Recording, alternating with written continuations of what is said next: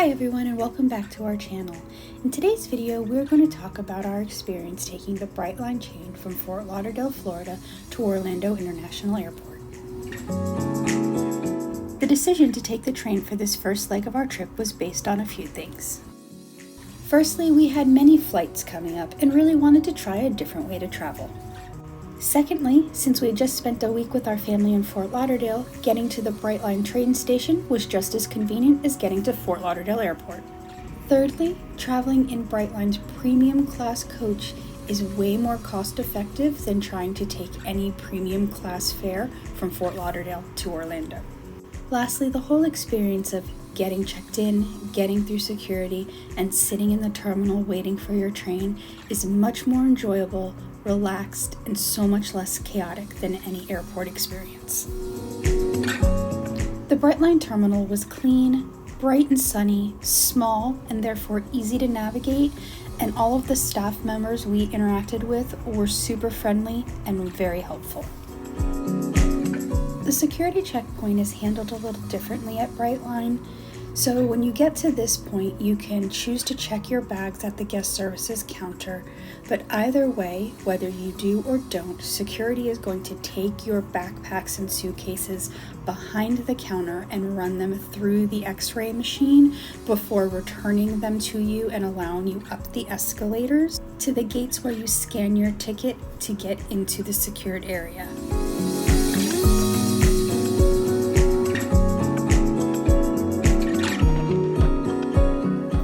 We arrived about 2 hours before our train's departure. However, getting checked in and getting through security only took us about 10 minutes. Once you're in the secure part of the terminal, you're going to see this little convenience store area where they have drinks, snacks, travel essentials, and even some souvenirs. They have lots of really comfy seating, and then down there where the yellow barricade is, they're actually building a children's play place to let your little ones burn off some energy before they get on the train. They do also have this small cafe that offers food and drinks on a menu that changes throughout the day. So if you're not on a premium class fare, but do need to purchase something to eat or drink, you can do so here.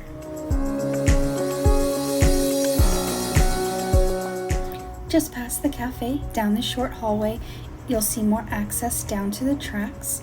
Straight ahead, you're going to see the premium class lounge, and then off to my left, you're going to see just some more general seating area.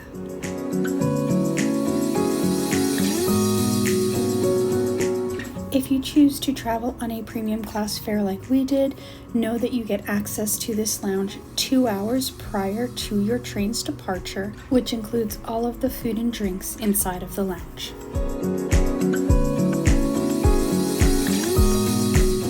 In addition to the water and Pepsi products, they do have a few beer and wine options that you can access at this self-serve station by scanning your boarding pass.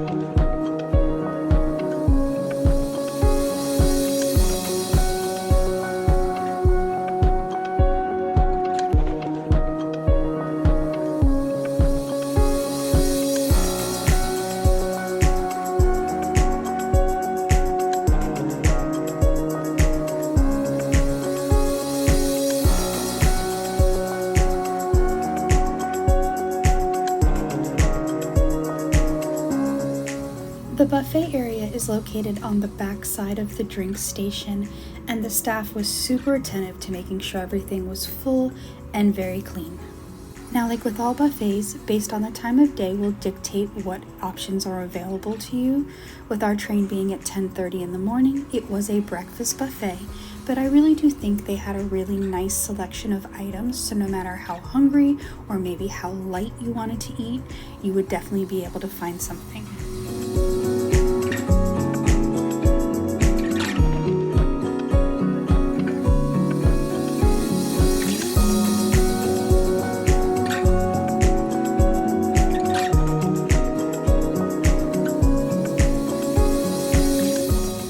This last little area was a coffee, tea, and juice station, and I can tell you that the staff was super attentive to coming in and making sure everything was clean, everything was full, and that no one in the lounge needed anything.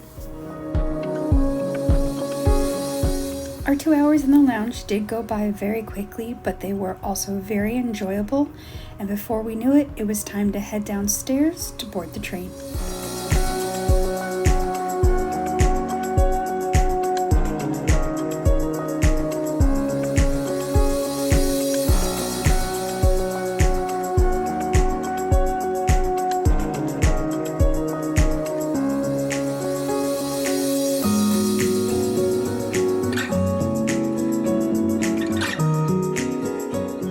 While every Brightline train has many smart class carriages, there is only one premium car per train. Depending if you're going north or southbound will depend if you are the first or the last carriage on the train. As I just mentioned, there are two carriage types on the Brightline trains.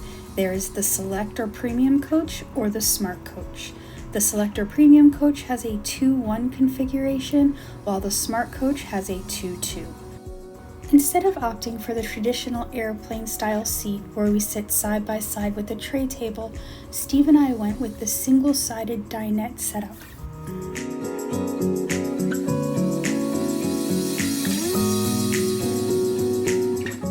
They do offer the dinette setup in a 4-person configuration as well, and it's really nice to see the varying options of seating in this coach.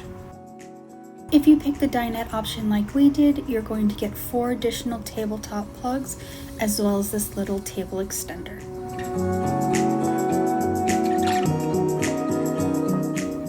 In addition to having 2 armrests in the premium cabin, you do also have additional power down in your seat. The restrooms are identical on all of the carriages. They are very large, very clean, and very well maintained.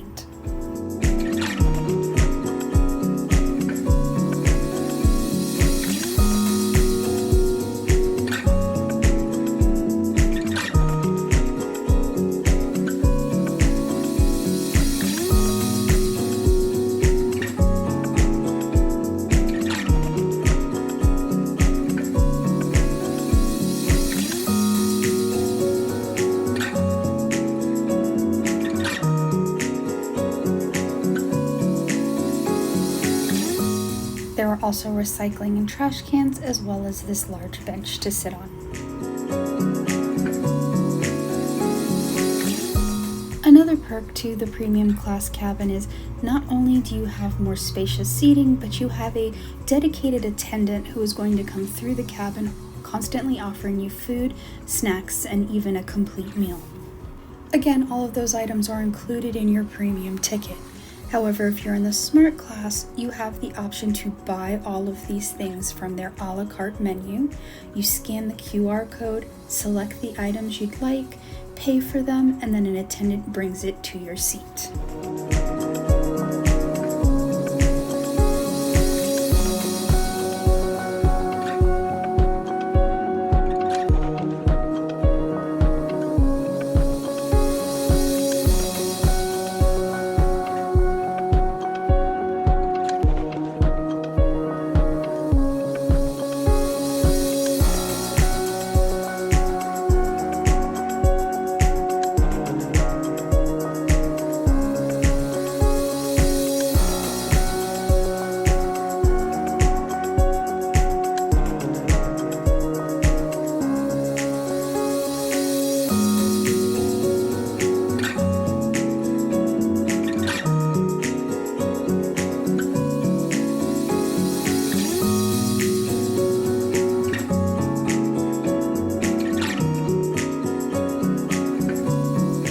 I do want to say that this entire day from start to finish was completely enjoyable, and let's face it, travel days usually aren't. But from the moment we entered the train station, then onto the lounge, and then onto the train itself, everything flowed very smoothly. There was no stress, no chaos, no rushed feeling that I always get when we travel by air.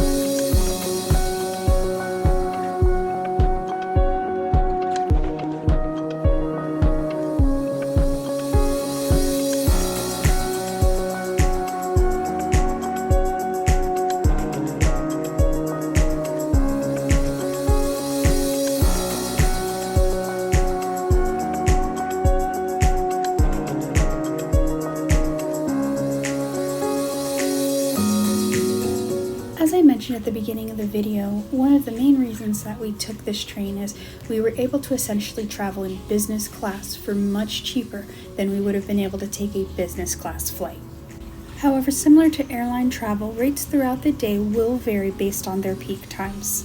So you really want to make sure to do your research and not only compare smart to premium class, but also compare the different times of the day that you could travel. And for those of you wondering why we were taking this train to Orlando, make sure you subscribe to our channel because in our next video, I'm going to tell you all about our big plans. You can also follow us on Instagram so you can keep track of us in real time.